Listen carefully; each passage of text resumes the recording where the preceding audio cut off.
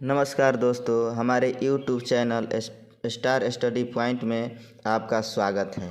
अगर आप अपने बच्चों को किसी भी केंद्रीय विद्यालय जैसे नवोदय, सैनिक स्कूल इत्यादि में नामांकन कराने के लिए तैयारी करा रहे हैं, या आप सीटेट के या बीपीएससी के या अन्य कोई भी प्रतियोगी परीक्षा की तैयारी कर रहे हैं, तो आइए और हमारे चैनल से जुड़कर अधिक से अधिक लाभ उठाइए और अपने आप को सफलता की तरफ अग्रसरित कीजिए। तो अब हम आज पढ़ने वाले हैं सीटेट से हम लोग पढ़ेंगे जो है बाल विकास और शिक्षा शास्त्र से। चैप्टर जो है 8 है। 8 चैप्टर में हमारा है कि भाषा और चिंतन। तो भाषा और चिंतन के बारे में कुछ प्रश्नों को हम हल करेंगे।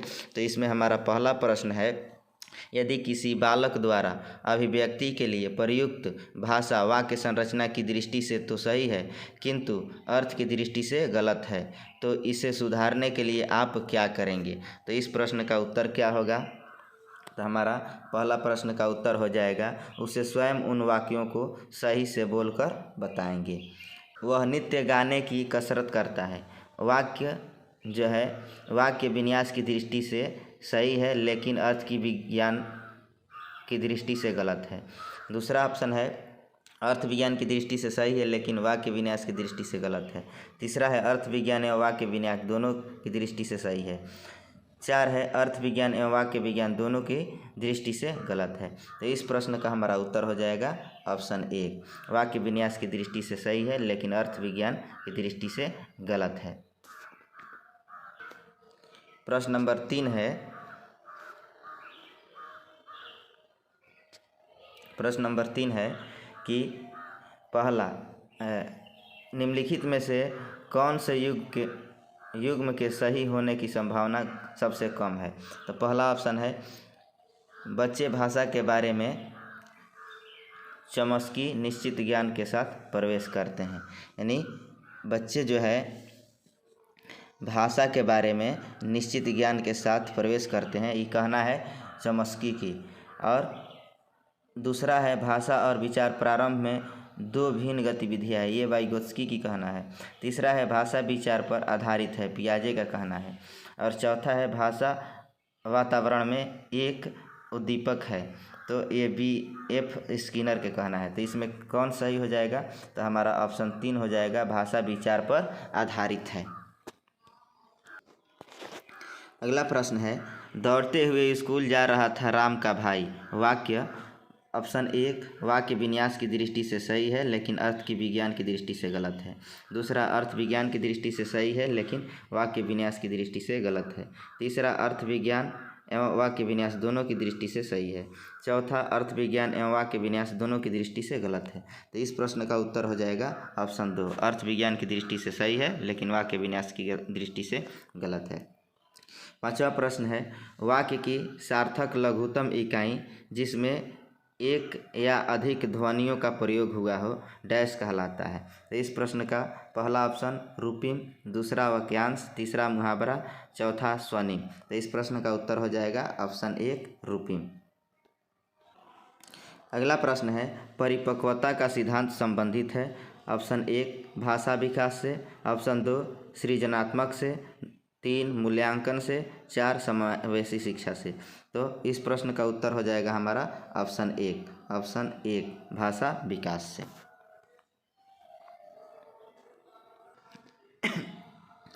अगला प्रश्न है, निम्नलिखित में से कौन सा कारक भाषा विकास को प्रभावित करता है? ए, स्वास्थ्य, बी, विचार का आकार, सी, लिंगीय विभिन्नता, डी है परिपक्वता।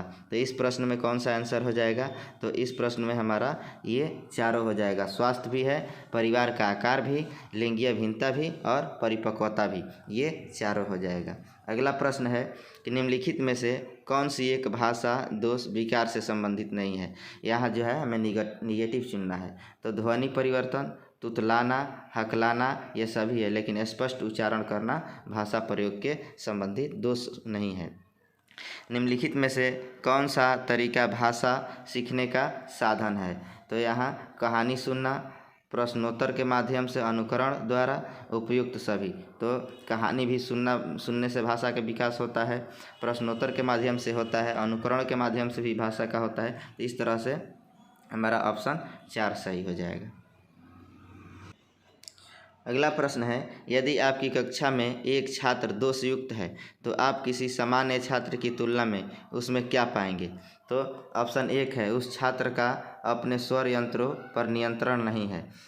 2 है, वह कक्षा में अन्य छात्रों की तुलना में अधिक बोलता है। 3 है, भाषा दोष के कारण वह अधिक शैक्षिक उपलब्धियां हासिल करता है। 4 है, वह कक्षा में किसी अन्य छात्र से पिछड़ा नहीं है। तो ऑप्शन हमारा 1 हो जाएगा, उस छात्र का अपने स्वर यंत्रों पर नियंत्रण नहीं है। अगला प्रश्न है, चिंतन के संदर्भ में निम्नलिखित कथनों पर विचार कीजिए। ए, चिंतन का संबंध वास्तविकता से होता है। बी, चिंतन तर्क प्रधान होता है। सी, चिंतन के लिए किसी समस्या का होना आवश्यक नहीं है। तो इस प्रश्न में कौन सा सत्य है? तो केवल ए, 2 केवल बी, 3 केवल सी। तो इस प्रश्न का उत्तर हो जाएगा ऑप्शन 4, ये सभी। अगला प्रश्न है, किसी बच्चे के चिंतन में आयु के बढ़ने के साथ साथ किसकी प्रधानता बढ़ती है? तो ऑप्शन 1 है तर्क शक्ति, ऑप्शन 2 है सामान्यीकरण, 3 है आत्मकेंद्रीकरण, 4 है जीववाद। तो इस प्रश्न का उत्तर हो जाएगा ऑप्शन 1। ऑप्शन 1 हो जाएगा तर्क शक्ति। अगला प्रश्न है, किसी बच्चे में चिंतन का प्रमुख कारण क्या है? ए है समस्या समाधान करना, बी है निर्णय लेने की क्षमता, सी है वातावरण के प्रति चैतन्य समायोजन करते हुए। तो इसमें है ऑप्शन 1 ए, ऑप्शन 2 ए और बी, ऑप्शन 3 केवल सी। तो इस प्रश्न का उत्तर हो जाएगा ऑप्शन 4, ये सभी। अगला प्रश्न है, यदि पृथ्वी पर वर्षा होना सदा के लिए रुक जाए तो इसका परिणाम क्या होगा? इस प्रकार के प्रश्नों के उत्तर के लिए डैश की आवश्यकता पड़ती है। तो पहला अभिसारी चिंतन, दूसरा समस्या समाधान, तीसरा सृजनात्मक चिंतन, चौथा सामान्य चिंतन। तो इस प्रश्न का उत्तर हो जाएगा हमारा 3 सृजनात्मक चिंतन।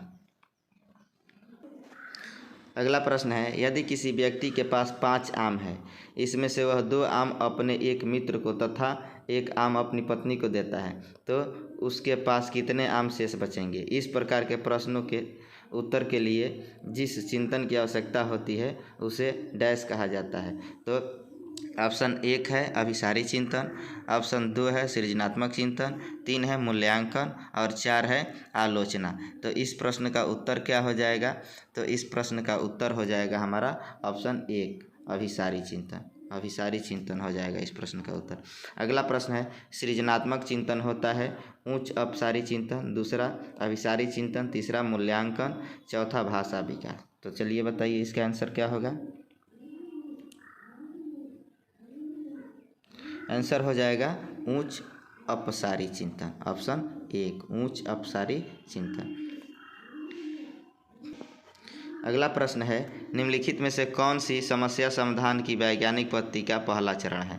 पहला है प्राकल्पना का निर्माण करना, दूसरा प्राकल्पना का परीक्षण करना, तीसरा समस्या के प्रति जागरूकता, चौथा प्रासंगिक जानकारी को एकत्र करना। तो क्या होगा इसका उत्तर? ऑप्शन 3 समस्या के प्रति जागरूकता। अगला प्रश्न है, चिंतन के सूचना प्रक्रमण सिद्धांत में निम्नलिखित चरण आते हैं। ऑप्शन ए है प्रतिक्रिया क्रियान्वयन, बी है प्रतिक्रिया चयन, सी है पूर्व प्रक्रमण, डी है श्रेणीकरण। तो इस प्रश्न का उत्तर क्या हो जाएगा? ऑप्शन 1 है बी डी सी ए, 2 है सी ए बी डी और 3 है सी बी डी ए, 4 है सी डी बी ए। तो पहले हो जाएगा हमारा सी, उसके बाद से होगा डी, उसके बाद से बी, तब ए। तो इसमें ऑप्शन हो जाएगा हमारा 4। प्रश्न का उत्तर हो जाएगा 4 सी डी बी ए। अगला प्रश्न है, भाषा के अर्थ की सबसे छोटी इकाई डैश है। तो इस प्रश्न का उत्तर क्या हो जाएगा? तो ऑप्शन 1 है स्वनिम, 2 है संकेत प्रयोग विज्ञान, 3 है वाक्य और 4 है रूपिम। तो इसमें हो जाएगा हमारा ऑप्शन 1 स्वनिम। ये मिट गया है, जो है ये लिखा हुआ है स्वनिम।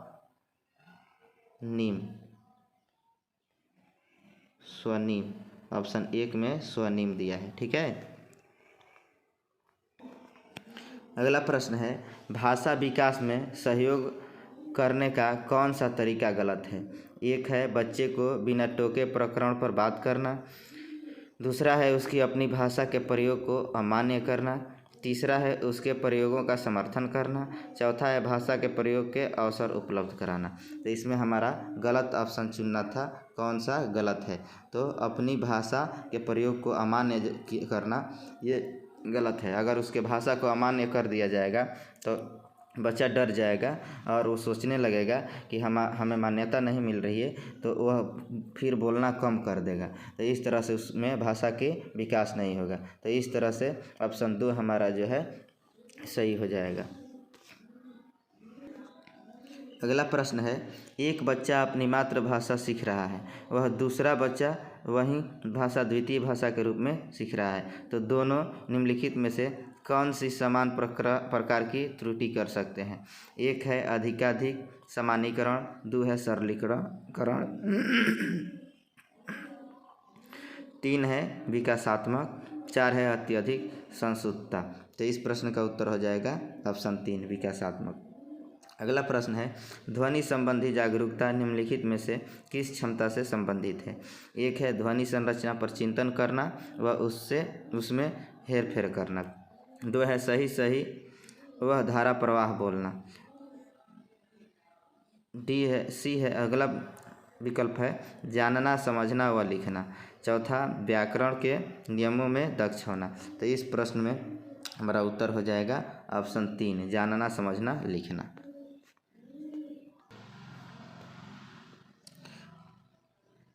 अगला प्रश्न है, अल्बर्ट बैंड्यूरा के सामाजिक अधिगम सिद्धांत के अनुसार निम्न में से कौन सा सही है? ऑप्शन 1 खेल अनिवार्य है और उसमें विद्यालय में प्राथमिकता दी जानी चाहिए। खेल अनिवार्य है और उसे विद्यालय में प्राथमिकता दी जानी चाहिए। दूसरा, बच्चों के सीखने के लिए प्रतिरूपण यानी मॉडलिंग एक मुख्य तरीका है।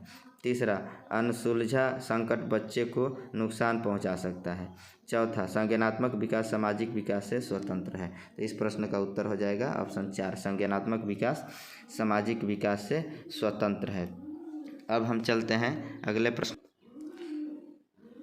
आर्जव तर्क देता है कि भाषा विकास व्यक्ति की नैसर्गिक प्रवृत्ति से प्रभावित होता है, जबकि सोनाली महसूस करती है कि यह परिवेश से प्रभावित होता है।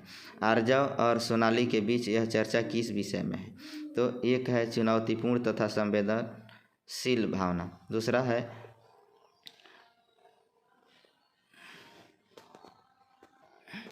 दूसरा है स्थिरता तथा अस्थिरता पर बहस, तीसरा है सतत तथा असतत अधिगम, चौथा है प्राकृतिक तथा पालन पोषण पर विवाद। तो इस प्रश्न का उत्तर हो जाएगा हमारा ऑप्शन 3 स्थिरता तथा अस्थिरता पर बहस। अगला प्रश्न है, भारत में भाषिक विभिन्नता बहुत है। इस संदर्भ में विशेषकर कक्षा 1 और 2 के प्राथमिक स्तर पर बहुभाषी कक्षाओं के बारे में सर्वथा उपयुक्त कथन है। तो एक है विद्यालय में उन्हीं बच्चों को प्रवेश दिया जाए जिनकी मातृभाषा वही हो जो शिक्षा के लिए अपनाई जा रही है। दूसरा, शिक्षक को सभी भाषाओं का सम्मान करना चाहिए और सभी भाषाओं में अभिव्यक्ति के लिए बच्चों को प्रोत्साहित करना चाहिए। तीसरा, जो बच्चे कक्षा में मातृभाषा का उपयोग करते हैं अध्यापक को उनकी उपेक्षा करनी चाहिए। चौथा, शिक्षार्थियों को अपनी मातृभाषा या स्थानीय भाषा का प्रयोग करने पर दंडित करना चाहिए। तो इस प्रश्न का उत्तर हो जाएगा हमारा ऑप्शन 2 शिक्षक को सभी भाषाओं का सम्मान करना चाहिए और सभी भाषाओं में अभिव्यक्ति के लिए बच्चों को प्रोत्साहित करना चाहिए। ठीक है। अगला प्रश्न है, भारत में भाषिक विभिन्नता बहुत है। इस संदर्भ में विशेषकर कक्षा 1 और 2 के प्राथमिक स्तर पर बहुभाषिक कक्षाओं के बारे में सर्वथा उपयुक्त कथन है। एक, विद्यालय में उन्हीं बच्चों को प्रवेश दिया जाए जिनकी मातृभाषा वही हो जो शिक्षा के लिए अपनाई जा रही हो। 2, शिक्षक को सभी भाषाओं को सम्मान करना चाहिए और सभी भाषाओं में अभिव्यक्ति के लिए बच्चों को प्रोत्साहित करना चाहिए। अगला विकल्प है, जो बच्चे कक्षा में मातृभाषा का उपयोग करते हैं अध्यापक को उनकी उपेक्षा करनी चाहिए। 4 है, शिक्षार्थियों को अपनी मातृभाषा या स्थानीय भाषा का प्रयोग करने पर दंडित किया जाए। तो इस प्रश्न का उत्तर हो जाएगा ऑप्शन 2, शिक्षक को सभी भाषाओं को सम्मान करना चाहिए और सभी भाषाओं में अभिव्यक्ति के लिए बच्चों को प्रोत्साहित करना चाहिए। अगला प्रश्न है, भारत में अधिकांश कक्षाएं बहुभाषी होते हैं, इसे शिक्षक द्वारा डैश के रूप में देखा जाना चाहिए। तो ये हो जाएगा हमारा ऑप्शन 1 परेशानी, 2 समस्या, 3 संसाधन, 4 बाधा। तो इस प्रश्न का उत्तर हो जाएगा हमारा ऑप्शन 3 संसाधन। चलिए हमारे वीडियो का ये आखिरी प्रश्न है, अपने चिंतन में अवधारणात्मक परिवर्तन लाने हेतु शिक्षार्थियों को सक्षम बनाने के लिए शिक्षक को उन बच्चों को पुरस्कार देना चाहिए जिन्होंने अपने चिंतन में परिवर्तन किया है। दूसरा, बच्चों को स्वयं चिंतन करने के लिए हतोत्साहित करना चाहिए और उनसे कहना चाहिए कि वे शिक्षिका को सुने और उसका अनुपालन करें। 3, व्याख्यान के रूप में व्याख्या प्रस्तुत करनी चाहिए। 4, स्पष्ट और आश्वस्त करने वाली व्याख्या देनी चाहिए तथा शिक्षार्थियों के साथ चर्चा करनी चाहिए। तो इस प्रश्न का उत्तर हमारा हो जाएगा ऑप्शन 4। तो चलिए दोस्तों, आज के लिए बस इतना ही, फिर मिलेंगे अगले वीडियो में। तब तक के लिए